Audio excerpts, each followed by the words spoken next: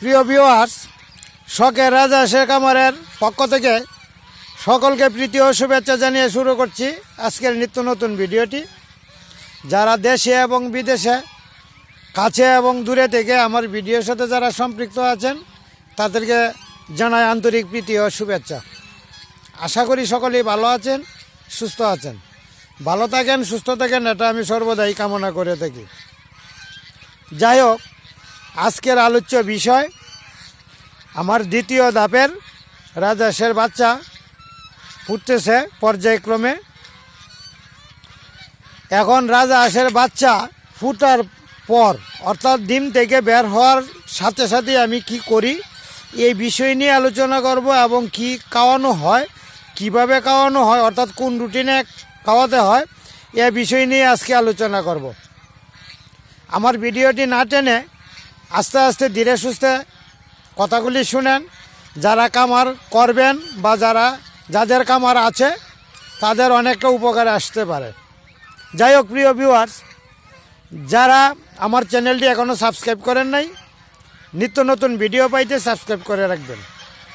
আর subscribe করার আরেকটা কারণ হচ্ছে, সাবস্ক্রাইব করে রাখলে আমি নিত্য নতুন ভিডিও আপলোড করা মাত্রই ইউটিউব নোটিফিকেশনে মেসেজ চলে যাবে এবং সরাসরি দেখতে পারবেন। বাচ্চার কাছাকাছি সময়ের মধ্যেই চলে আসছে হাঁসগুলি। দেখেন খুব চিৎকার চেঁচামেচি করছে বাচ্চার কাছে আসার জন্য, কিন্তু আমি বাচ্চাগুলিকে আসলেই অনেকটা দূরে রাখি বড় হাঁস থেকে। কারণ বাচ্চার সাথে যদি রাখি তাহলে সমস্যা হবে। অর্থাৎ যেগুলি ডিম দিবে এগুলি দেরিতে আসবে, আর যেগুলি মানে ডিম দিতেছে এইগুলি একটু দেরি করে ডিম দিবে। যাই হোক, এই জন্যে আমি হাঁসের সাথে বাচ্চা রাখি না, বাচ্চাকে আমি আলাদাভাবে রাখি। যাই হোক প্রিয় ভিউয়ার্স, কাজের কথায় আসা যাক।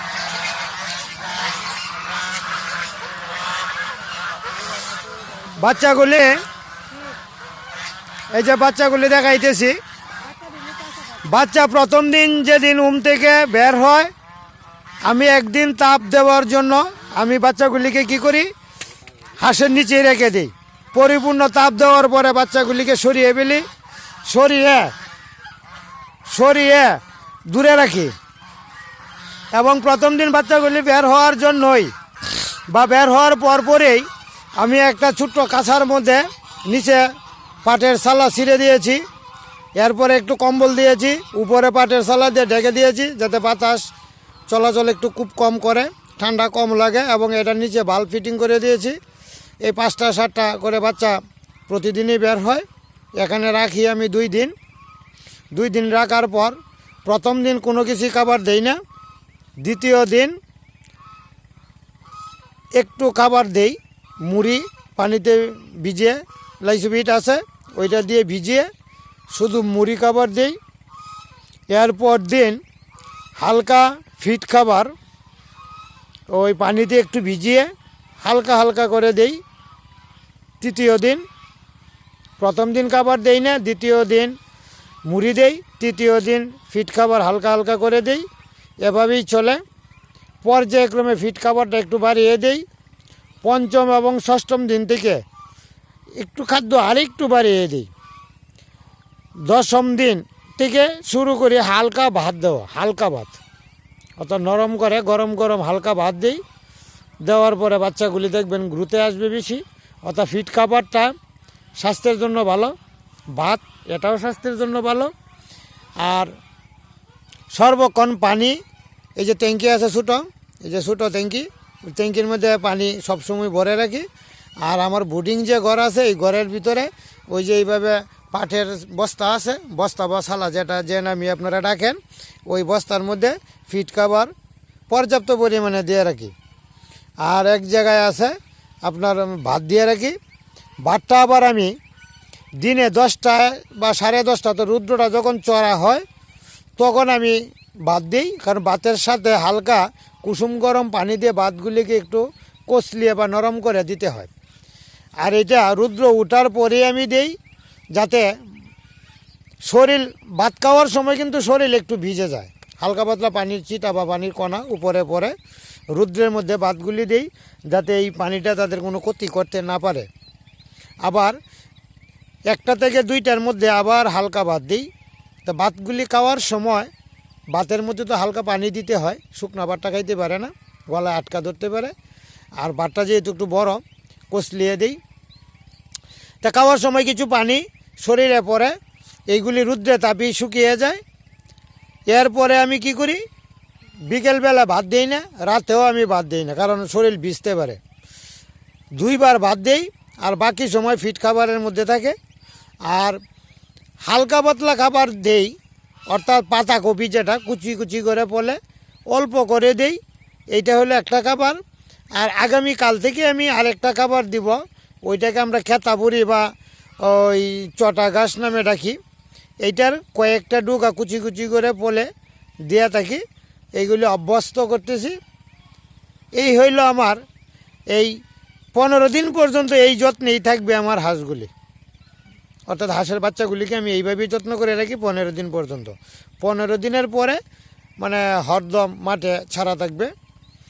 আর দানাদার খাদ্যটা এই ফিট খাবারটা দিয়ে যাব, আর ভাতের পরিমাণটা একটু বৃদ্ধি করব। আর অন্যান্য খাবারে বলতে ধান আমি এখন দিব না, এটা শক্ত খাবার, এটা এখন দিব না। ওই পোলট্রি খাদ্য বড়টা দিব, এটা এই যে খাদ্যটা এখন দিতেছি এটা হলো জিরো খাদ্য।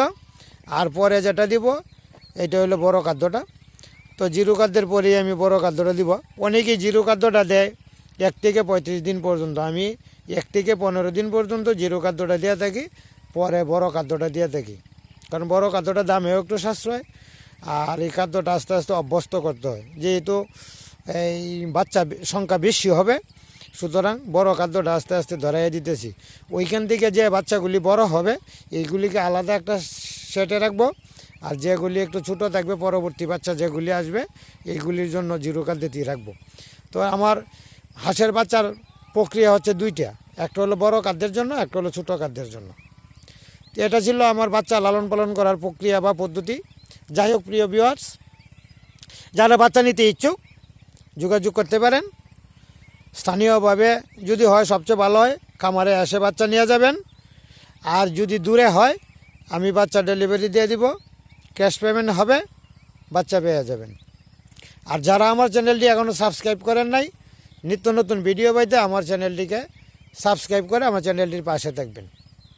আর একটা বিষয় আপনাদের সাথে শেয়ার করি, সে বিষয়টা হচ্ছে আমার ডিসক্রিপশনে নাম্বার দেওয়া আছে 2টা।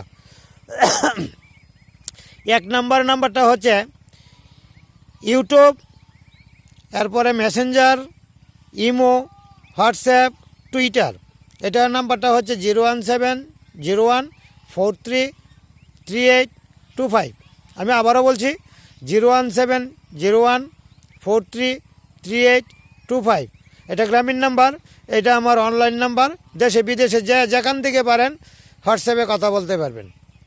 আর একটা বিষয় হচ্ছে যারা ফোনে কথা বলতে চান ফোনে কথা বলতে পারবেন 019208586 আমি আবারও বলছি 019208586। আমি জিরো বাচ্চা বিক্রি করি না, কারণ দূর দূরান্তে যারা নেবেন হয়তো বা বাচ্চা কাটতে পারে। আমার এখান থেকে বাচ্চা নিতে হলে মিনিমাম 10 দিন থেকে পাবেন। 10 দিন থেকে 35 দিন পর্যন্ত আমি বাচ্চা বিক্রয় করে থাকি। আর এখান থেকে নেবেন 10 দিনের বাচ্চা 500 টাকা, 1000 টাকা জোড়া, 500 টাকা পিস, 1000 টাকা জোড়া। আর বড় বাচ্চা ভিডিওতে দেখবেন, সরাসরি ভিডিওতে, ইউটিউবে নয়, সরাসরি ভিডিওতে দেখবেন। ভিডিওতে দেখে বাচ্চা পছন্দ হলে আপনি যোগাযোগ করবেন। যাই হোক, ধন্যবাদ সবাইকে, ভালো থাকবেন, সুস্থ থাকবেন। আবারও দেখা হবে পরবর্তী ভিডিওতে। ধন্যবাদ।